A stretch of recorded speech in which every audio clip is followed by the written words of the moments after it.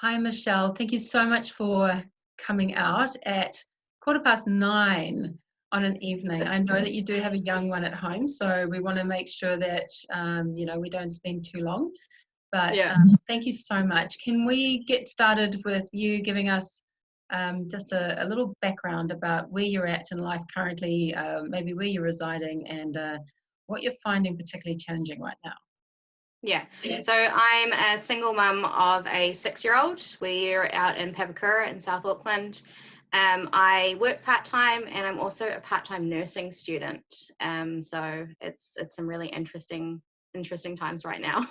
Yes, yes. And we were just having a good talk about that. Would you like to talk about where it is that you work? I actually work in property management. So along with all the other services that are shutting down right now, we're shutting down. We can't do our inspections. We're struggling. All our maintenance staff are saying that they're closing their doors. Mm. I've sent more technical emails of where our company is at in the last week than I think I ever have in the 6 years that I've worked Wow. for the company. Mm. So And what is the name of the company, just so we know?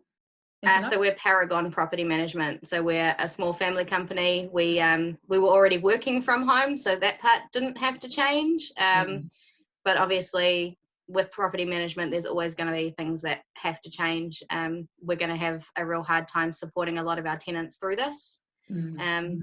A lot of people aren't going to walk away with their jobs or the hours that they had last week. So Mm. it's going to be interesting. Yeah. And I mean, I guess we're reasonably fortunate within New Zealand that if you fit the specifications for some of the government subsidies, that we do have that available to us that other Yeah. countries may or may not have. So, we can only Yeah, hope. and they've been quite good in getting that information out of how you actually transfer early, how you get a bit extra subsidy. And I think they're also coming out in the next couple of days of something that we can do to apply for our tenants to get something should they not be able to pay the rent as well. So Yeah. that'll be interesting when they come up with that one as well. Yeah. And I think, we do have to actually be so grateful and so incredibly thankful that we've got a country that does look after us. That Yes.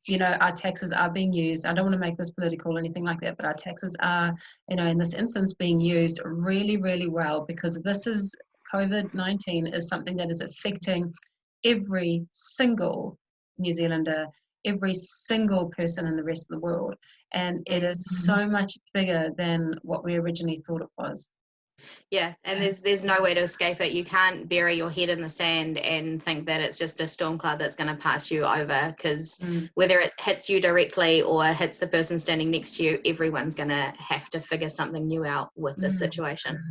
And we're all going to be affected by it, Yeah, even if we're not the person who is actually who's got coronavirus, but we know of somebody else down the track, and we hear the stories in the news and all that.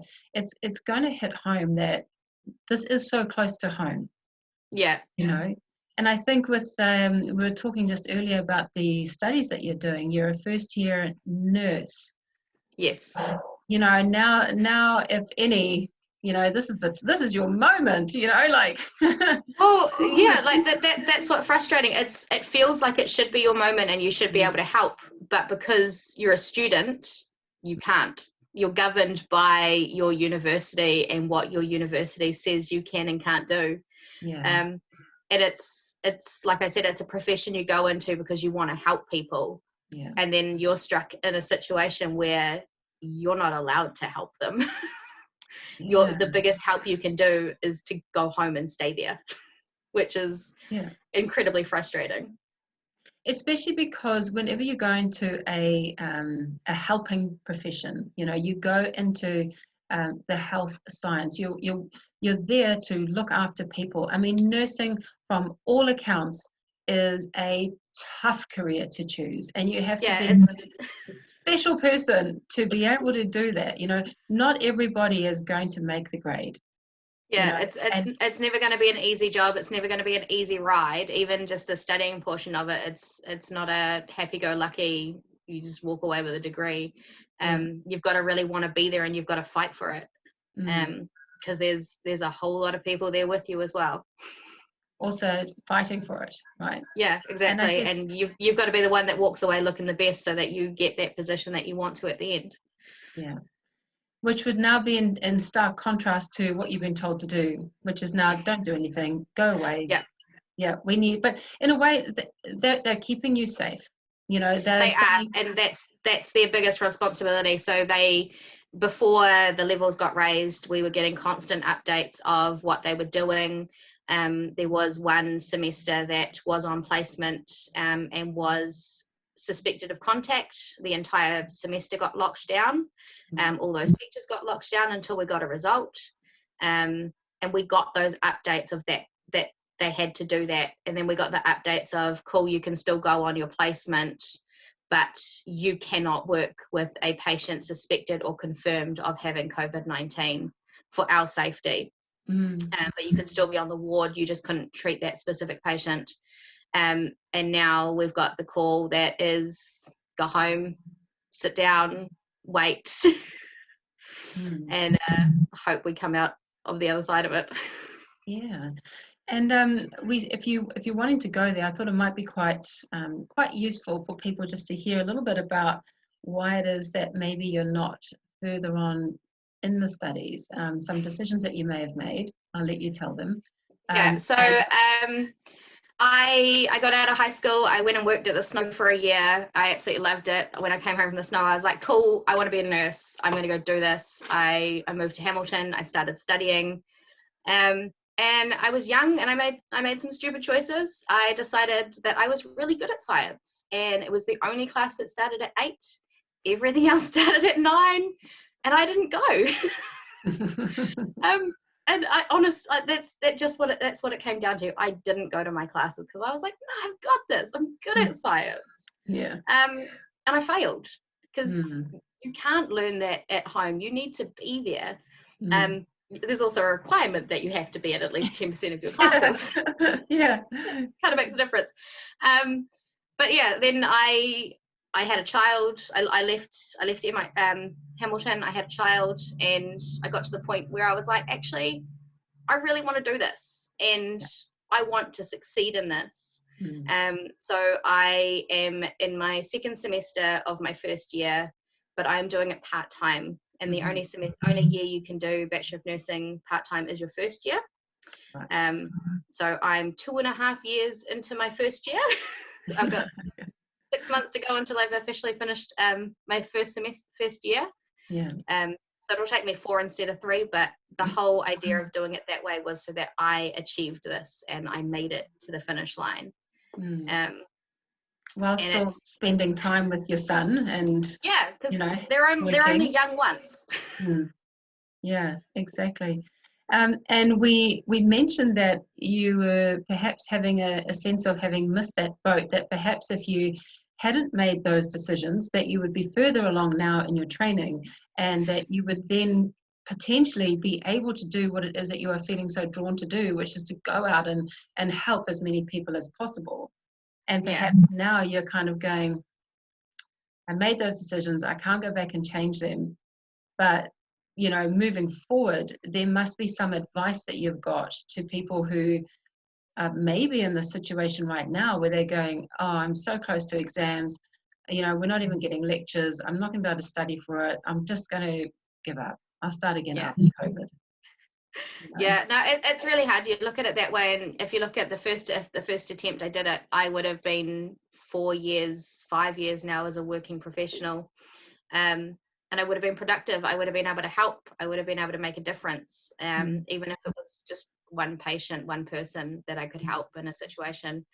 And even now doing part-time, I'd be further along. And if the situation got bad enough that we needed to step in and do things, I would have had at least some experience under my belt. But I don't right now. But what I can do is I can be at home and I can watch the situation and I can see what it is that everyone is doing through this situation, because everyone's learning. Everyone's learning right now, and that doesn't mean that just because I'm at home I can't learn anything. Because I will finish. It's not an if, it's a when I finish. Yes. And I get to take a different set of knowledge into my career, having gone through this, even as a sideline person watching the situation evolve around us. I can still learn something from that. And that's the most important part. I'm not just going to throw my toys and go, well, I've tried. Like, this is my second attempt to do it now, so I am finishing. And it just means that I'm gonna learn a little different. They've moved up our semester break, so we've got 2 weeks before we go back to online lectures. But that doesn't mean the world stops. It just means that we go home, we have some quiet time, we spend some time with our families, and we learn. Because there's always going to be so much that we can learn, especially in situations like this. Yeah, absolutely. And everything that you do, I believe, makes you become the person who you're going to be. So if you look back and you go, man, if I was 5 years into the workforce, I would be a totally different person to who I am now if I was to take myself now and move myself 5 years into the workforce. So I think it's what you're saying basically is, don't be caught up on the regrets, don't be caught up on the what if I had done it, but rather just keep focused, keep moving, and just go, I made those decisions, it's in the past, that's the past, I can't change it.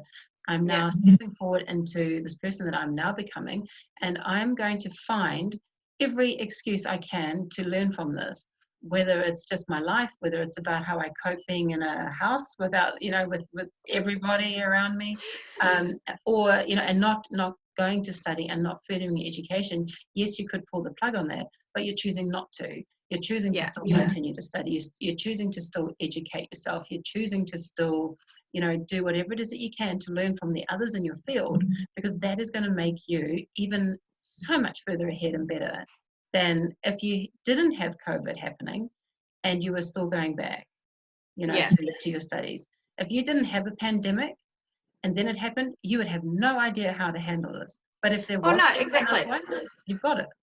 Yeah, and it's hard because you have to look at your past and go, that's cool, that's what's helped me become who I am right now, but that's not going to stop me becoming who I need to in the future.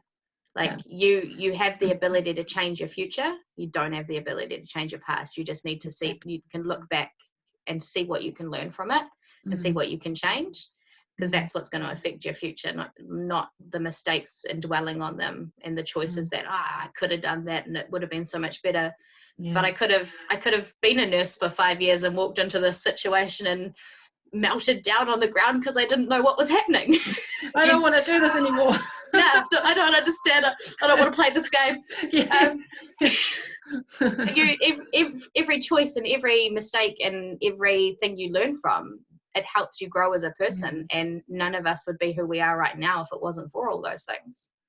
And so what words of advice would you offer out there now to anybody, given the fact that you're in the situation that you are in? Because it's unique to you, right? Yeah.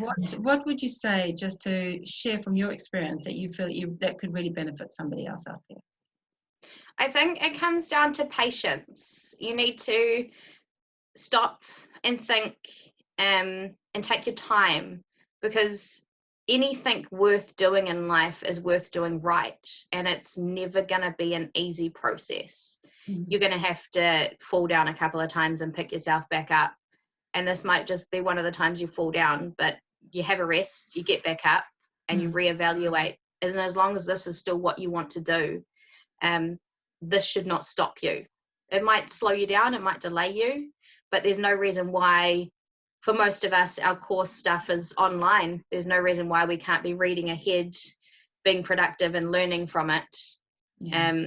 I think one of the things I'm also going to start doing with my son and myself is almost a little diary of this time, because it's such a whirlwind of emotions that when it's over, I don't even think a lot of us will remember what we did or how we felt, because it's just so stressful. And I think I want to, it's like a diary or a journal about how we felt, what we did, what we changed, what we didn't change, what we learnt, so that a year, 2 years, 6 months from now, when Yeah. everything settles down and becomes what our new normal will be, we can look back and go, okay, we got through that. We got through that and we're better for it. And Yeah. that's how we did it.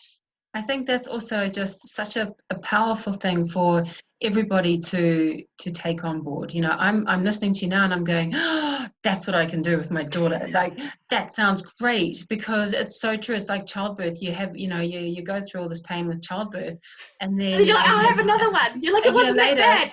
yeah, you forget, and it all Yeah, comes no. rushing back to you, right? Yeah, and I think for kids, there's so many kids that don't understand what's going on right now, that in 6 months they're still not going to understand what happened. But you might go, they might sit down at school and do an assignment and go, Mum, do you remember when we went through COVID-19? And you can go, actually, yeah. And you know what? We did this. Exactly. And it's not going to be just a learning experience for us. It's going to be a learning experience for them as well. Yeah, and that's amazing. Hey, Michelle, thank you so much for your time. I really do appreciate it. And thank you so much for being in the career that you are, because I couldn't do it. And, you know, the world needs all of you as our essential services. You know, we need you guys to be able to get out there, you know, keep not feeling the frustration, because everything happens for a reason. There's a reason why you are not out there already. You know, we don't always understand the reason, but there is always a reason. There is always a reason. So if we can just maintain our positivity, if we can keep that mindset going, if we can find strength in each other, we're doing all that we can, right? Yeah. So I just want to say, thank you so much for your time. Go and give that beautiful boy of yours a good night kiss while he's sleeping, bless him. And yeah, just keep a lookout, you know, there's always opportunities out there to further your growth and to study, and, you know, all those wonderful things that you've said. So thank you so much. Yeah, no worries. All right. See you then. Bye. Thanks. Bye.